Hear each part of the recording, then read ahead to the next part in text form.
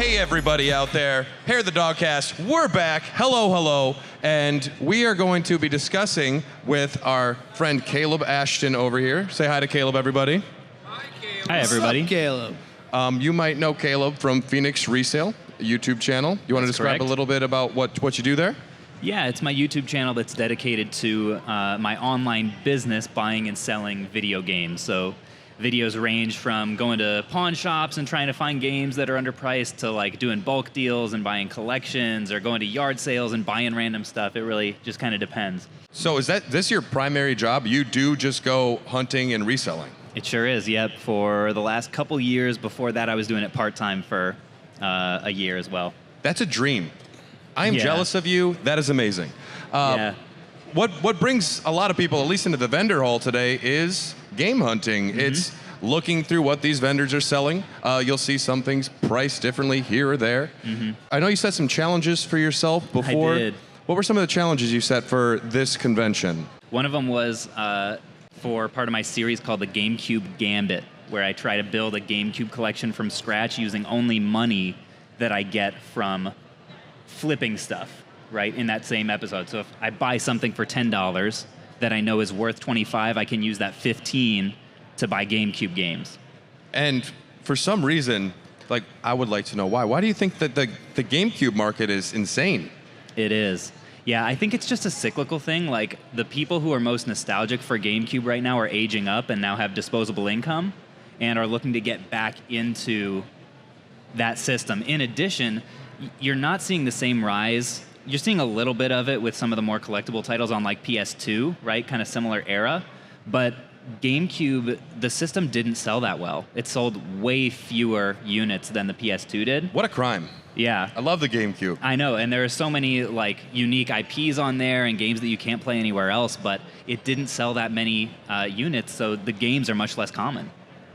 So you have the GameCube Gambit, and you're trying to amass the entire GameCube library. Is that what you said? I'm trying to amass, so at first I thought it might be that. I realized that a lot of the GameCube library I'm not interested at all in. Okay.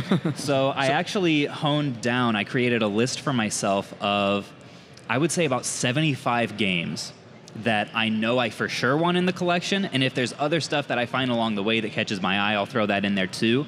But those 75 are like my primary goal. And I would say at this point I have maybe 25 of them. Josh, you're kind of a little bit of a collector, more of a collector than a hunter as well, right? Yeah, I'm more of a collector, but I mean, I'll flip some games here and there. I'm not often. I don't have time to do that, but You do like you collect a lot of NES, right? NES is my favorite. Yeah, that's my OG console. Was GameCube yours? I'm assuming. You know, the reason that I started the GameCube Gambit was actually because it was the console that as a kid I wanted, but I never had. Oh, okay. So I'm sort of fulfilling a childhood dream a little bit by, as an adult, pursuing this collection. I was gonna say, is that dream playing these games? Is it as much as you hoped for? You know, it's a good question. It's been kind of a mixed bag, actually. Yeah. Two of the games that I have tried so far, because at the end of every episode I'll plug one into the GameCube, try it out, and give kind of a first impressions review. Sure. A couple of them, honestly, I don't feel like they hold up all that well. Yeah. I don't know if I'm going to... I'm sure some hold up way better than others. Yeah, I don't know if I'm going to step on any toes in the audience here, but I felt like Kirby Air Ride didn't really do it for me. I don't know. Did it do it for people back in the day even? I don't know, because I heard it was I'm like a not sure. racing game where you just hold, like, A is the only button. It just, I don't know. Maybe I'm not good enough at it, but I didn't think it was that fun. Same thing about Digimon World 4. The controls were just like really clunky and not super enjoyable. I don't know. Maybe that's just me. So one of your challenges was the GameCube Gambit, and you also had a Game Boy Advance SP thing you were working on, correct? That's correct. Yeah, I set a challenge for myself. This was the first video ever that I've had like an actual budget for, because had a sponsor that came on and partnered with me for it. So I said, how can I use this budget to create kind of a more interesting video topic? And the topic ended up being, can I buy every base model Game Boy SP color in one day? And So- you must have found it fairly quickly here? You know, at first, on the first day, I was kind of looking around for them a little bit, even though I wasn't filming yet, and I didn't think I'd be able to. But it ended up being that I was able to complete the challenge within, I would say, before like 1 o'clock. Now, granted, I went to just about every vendor and was like, hey, what kind of, do you have any SPs? But yeah, all 7 original colors I was able to find, and made a really solid video. I'm curious. This question's a little bit for both of you. Josh collects a lot of like turtle stuff, action figures, some toys as well. How do you track prices for these things? How do you know what will be a good price? Is it all about checking resale value online before you make a purchase? It's such a thing I don't understand. Yeah, that's 90% of what it is for me. There are multiple tools that you can use out there that are really helpful. eBay sold listings is a big one. Price charting and charting is the other big one. You have to watch. You have to like look at these lists and like you got to search for these specific games that you're curious about, just to keep up with. Oh, I didn't know that game tripled and Earthworm Jim 3D is $90 now. Right. Why? You know. Yeah. It's just you just gotta search, and it's crazy looking to see what these games are going for now. Yeah. What were some of the games that you picked up today? A couple boxed NES cheapies, nothing crazy. Some commons. Yeah, that's it. That's it. Not much. My collection's pretty nice where it's at. I'm pretty satisfied, and I love what I have. So, if I see something that comes across my way, I'll grab it. Usually, I mean, like I said, I'm pretty satisfied with where I'm at. There's not too much. I really started maybe 10 years ago, maybe longer. I don't know. Buying those games when they were a lot cheaper. And I said back then when I said that to myself, I'm like, you got to buy these games now because these are going to be expensive down the road. And I'm glad I did. That's smart. And one day I'll sell them. Caleb, to some lucky people. Was there any item that you were looking for here over this convention that you did not find or have not found? You know, I would say the biggest thing that I was hoping to come away with that that didn't quite end up working out because something else worked out was I was really hoping to find a like $100+ Pokemon GameCube game, because the way the budget that I had for that video was I sold a Switch from the collection. It was a what was it? Diablo 3 edition Switch that I sold to a booth for like $300. So I was like, okay, this $300 I can spend on GameCube games. And I thought, okay, I want to get a higher dollar one that normally in my normal videos I might not necessarily be able to afford. Yeah. But what ended up happening is I found a like obscure GameCube hat at a booth that just really spoke to me, and I couldn't resist. I had to buy it instead, and I didn't have any more budget for like a Gale of Darkness. Gale of Darkness, of course, yes. Do you collect a lot of things outside of games as well? Like, are you familiar with what movie prices or like toy prices when you go to these places? Only on a pretty basic level. I don't do a ton with those. Like if it's something that I have bought and sold in the past, then obviously I have some idea. But in terms of other collections, I would just say like a little bit of toys. Like I have a couple Pokemon toys from the 90s on my shelf that I had as a kid, like the Pokemon Marble game. Yeah. It's crazy how some of those things have just gone up in price as well. Like I was looking for an old Pokédex book I used to have, and those are very expensive. They are. They're like $300, some of them, if they're new. I'm kicking myself because I don't have mine anymore. I know. So I know that like the GameCube has gotten to be big prices. What system are you trying to like collect for now or hunt for that you think is going to start blowing up perhaps? Ooh, that's a good question. I would say the biggest one is probably Wii U. I'm not collecting for it personally right now, but it's another one of those systems that had a low production run, was not all that popular, and it also has a small library, so it's really popular among people who are looking to get a complete set. I want to say it's 100-something games, and I would guess that in the future those games are going to continue to go up in value. I think that system will be getting rediscovered to an extent. Yeah, I kind of compare it to the Sega Saturn, and it was kind of neglected, didn't sell as many consoles and all that. So, but I mean, there's still a lot of cool games on it, so it's relevant. And it might be one of those things where I never had a Wii U. I didn't know a Wii U existed, so people might want to dive into it 5 years from now. Who knows? Yeah, some hidden gems. A good number of them have been re-released on the Switch. So that's one thing for $60. You're right. Probably most of With the games that are nothing extra. relevant. So.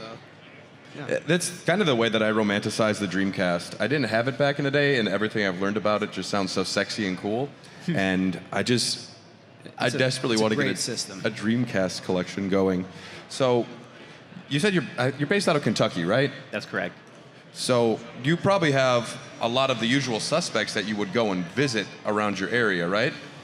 What do you mean usual? Like cities? Different stores, different places. Mm-hmm. Do you do a lot of driving to go find spots? I do a lot of driving. A lot of it recently has actually been going to conventions.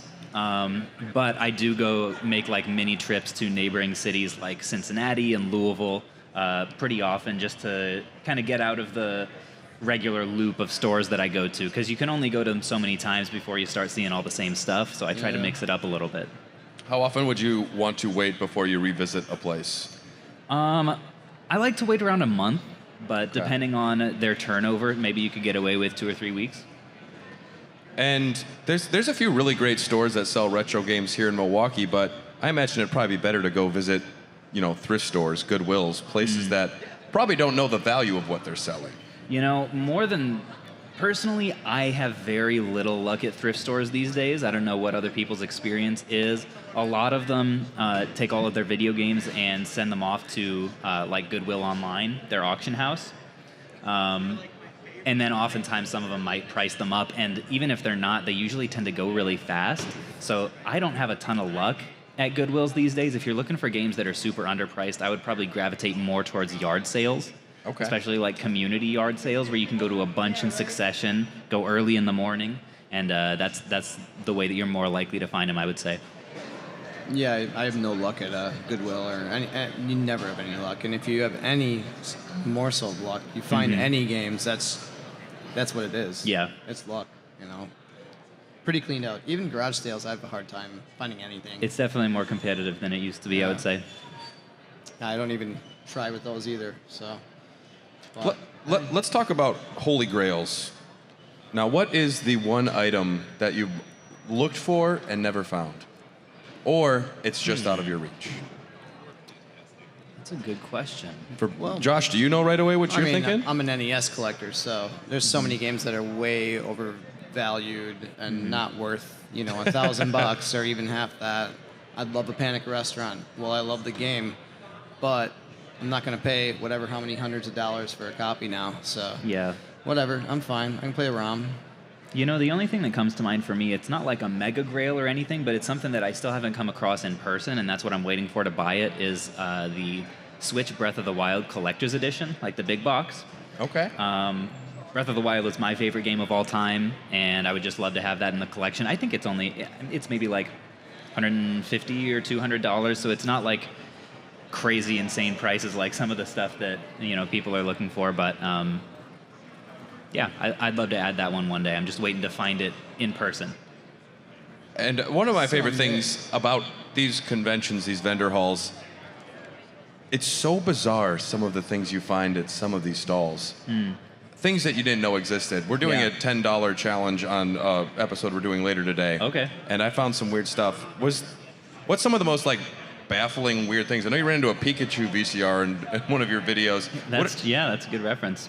What are some of the odder things you've seen here?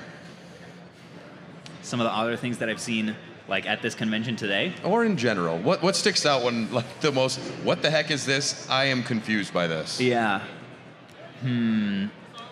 I saw my first ever GameCom recently. Are you familiar with GameCom? There's a GameCom here. I actually used to have one. My parents were weird. You did? Yeah. It seemed so cool, but no, it actually was not. Is GameCom like the poor man's Game Boy, basically? It was like a good selling point. It's got so many games, it can do everything. And it's one of those things where, here's 200 games, but they're all the same game, shovelware nonsense. The GameCom did have a lot of weird ports. We didn't have many things for it because it was kind of, we got it after no one was buying it. So I was like, here, this is a game system. The same reason I got a 32X at some point. Yeah. It's $10. It's a new system. Enjoy yourself. Oh, wow. Yeah.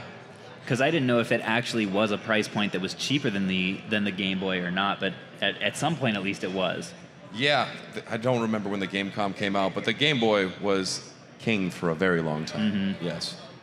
Have you seen anything odd today? Not besides you, my friend. Hey, I'm pretty odd, aren't I? Honestly, I've seen so much stuff. What I like is those obscure games. You are like, are you kidding me? This game exists? Jerry Rice and his dog football game? You bought that, right? Not me. Oh, someone did. I know a guy. Yeah. So you brought this item. You have, let's say that you're a collector or a hunter, and you have something that you think is of a unique value, like a Diablo 3 Switch. How many vendors would you talk to before you're like, all right, is it the first one that meets the price point that you're willing to give it away for, or do you shop around and see what people are willing to do? So I shopped around a little bit. The first offer that I got was like 175, and then I had another offer for 325. Yeah. And I was like, that's pretty significantly better. I'll just go ahead and take it because Yeah. they had some solid GameCube games I wanted to trade for as well. I was like, this seems like a good deal. It's strange.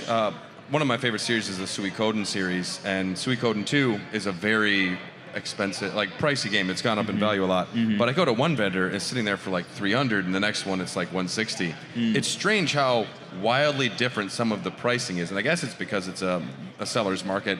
They know that people want it, and they can get away with some things. Someone was trying to sell me a T-shirt for $150 the other day. I was like, that's a T-shirt. Oh, the... You know which one I'm talking about? Yeah, I think so. Legend of... or the Illusion of Gaia? Illusion of Gaia, that's what it is. Yeah. I saw that one, and I asked, I was like, how much? Was that That's the one amazing. that came with the game? Yeah, and Back in the day? it's a cool shirt, but I'm like, how much for this? He's like, I don't know, how much? I was like, I don't know, how much? Because I'm not a good negotiator. But he said 150. I'm like, that's too much. $1.50? Okay. Yeah, maybe there. I can afford that.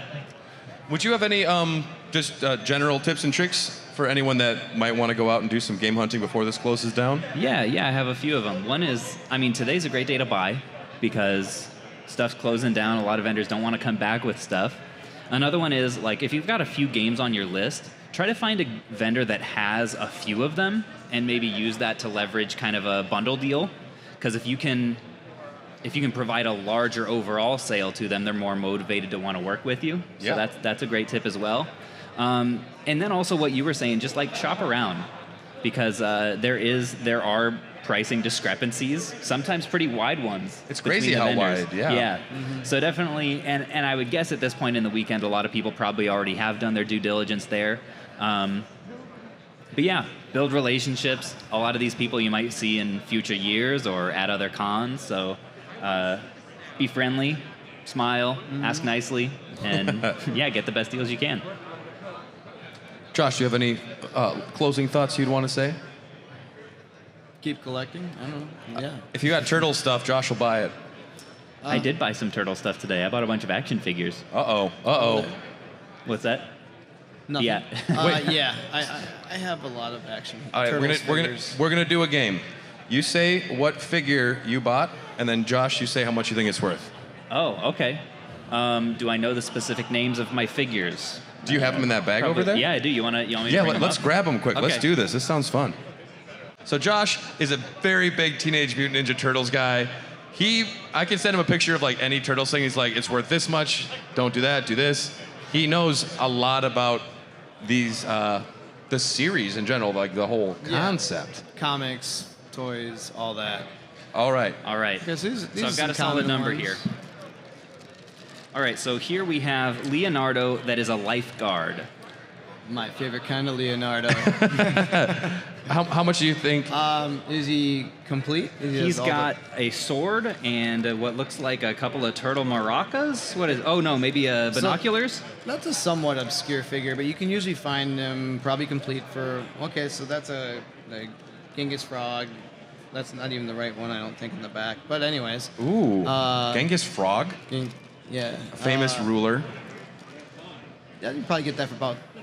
Well, I know that's an obscure one, so maybe 20 to 30. 20 to 30. So the sticker price was 18. Okay. Okay. But all of these, I did what I said earlier. I negotiated a Yeah, bundle deal, but- yeah. and he gave me half off on all of them, which was a bro move. Whoa, Yeah. very nice. Okay. Yeah. Actually, This guy. this is one that I have at home, but I'm Man. missing. Really? I'm missing So the super- surfboard and like all of the accessories. Yeah, this Unfortunately, looks like, I believe, surfing Michelangelo. Super 7 is remaking that figure. Okay. It's like a super deluxe 7-inch version of it. It's pretty rad. It's got a couple of crabs and yeah, a you- belt. Michelangelo with does all have the crabs. With all the stuff, probably 15 on average at the top. $15. Okay. Spot on. Coming up This next one, year. I thought that this was Slash, but it's not. Toka? Toka. This is Toka. From Secret of the Ooze. This looks like a smaller than usual figure. Normally you could always find a lot of these common figures for about $5 or less. But now, since the collecting market for everything has spiked a little bit, it's probably about $10 on average at least. Yeah, 13. Yeah. Okay. couple Oh, of he's got the weapons belt there. too. Yeah. And that's why you did the bundle. You're getting the deals you need there. Sure am. Splinter. Naked Splinter. Naked Splinter. Naked Splinter, my favorite Turtles character, everybody. We do have a Naked Splinter up here. He should be $5 or less. I can usually find him somewhere for a Ding, couple ding, ding. bucks. $5. So is Naked Splinter supposed to have clothes, or he was sold as Naked Splinter? I can't discuss that. Oh, that's okay. No. Go to our Patreon. Nice plug. Leatherhead's a common one, but still kind of obscure. All So- the villains and stuff are super cool. So this is Leatherhead? Yep. Yes. Yeah. From Turtles With in the Time is belts. where I know him. So it's probably about $10. I mean, it should be. $10. This is pretty impressive. He knows his Turtles market. You're at like Oh. 3 out of 4 or something. All and right, we've and- got Naked Michelangelo. And my favorite Michelangelo. My second favorite Michelangelo. Oh, your second favorite. I guess the Michelangelo with crab surfing is good too. Yeah, he's Yes. all right. Yeah. That's This looks like a pretty generic figure. That's the OG. It's not a soft head though. Soft heads go for more money. Do you but know it- a lot of did you know a lot of this stuff? No. So Okay. soft heads. It's They're- the original body, the hard body, and then he's got a squishy soft head, and that's the original run. So Naked But- Mikey's got a hard body and a soft head. It should be $5 or less. $5. $5. Yeah. Josh, that's very impressive. That was like spot on. Good job. Thank you. I've been practicing. So if And you- I was waiting for this day. The training has paid off. So if you ever wanted to move into collecting more Turtles figures, you and Josh Who could to work call? together. Yeah. No kidding. That's some serious knowledge. So if some of the people that are listening and the people at home or on the commute that are going to be listening to this podcast wanted to find you, where should they go? Yeah, my biggest following is on YouTube. Channel's called Phoenix Resale. Also am on Instagram and TikTok, and that's about it. Yeah, I watched All one of your right. videos. You came out of like a shed and you fell into like 1,000 games, and you went and sold them all, and then bought more than what you sold. It was amazing. Yeah. I always sometimes have people in the comments that are like, "You need to treat your games better." I'm like falling out of a shed with like hundreds of games and like rolling around on the floor. Like I kind of get it, but it's They're a your bit. games. You can do what you want with them. Well, except I sold them after that. But they knew what they were getting. They were all protected. They were in cases. It was good. And we're Hair the Dogcast. You can find us on Facebook and Instagram, Hair the Dogcast, on Twitter at Hot Dogcast. Come grab some stickers up here. We have a few left. And Subscribe. Subscribe. On Spotify and all the podcast listener apps and program thingies and internets everywhere. one final question. My buddy Dylan has had a quest to find a reasonably priced copy of Chibi Robo for the GameCube. Okay. What would you describe as reasonably priced? I would say I think it normally goes close to the 200 range. So if you're getting it for like 180, 160, I'd feel good about that. Okay. There was one for 160 he found earlier. He's like, I don't know. Okay. Yeah, that's not a bad price. Might Okay. bargain with you too. Good to know. It's the end of the day, so. Yeah. Now is the time to bargain. That's Go make true. some. I wouldn't be surprised if you could get it for a little bit less than that. Maybe 145. Do some bundles. Go say hi to all of the vendors because they're all wonderful. Go get some delicious pizza over there. And thanks again for joining us, Caleb. You're It's wonderful. been a blast. Thanks for having me. All right. Thanks, everybody.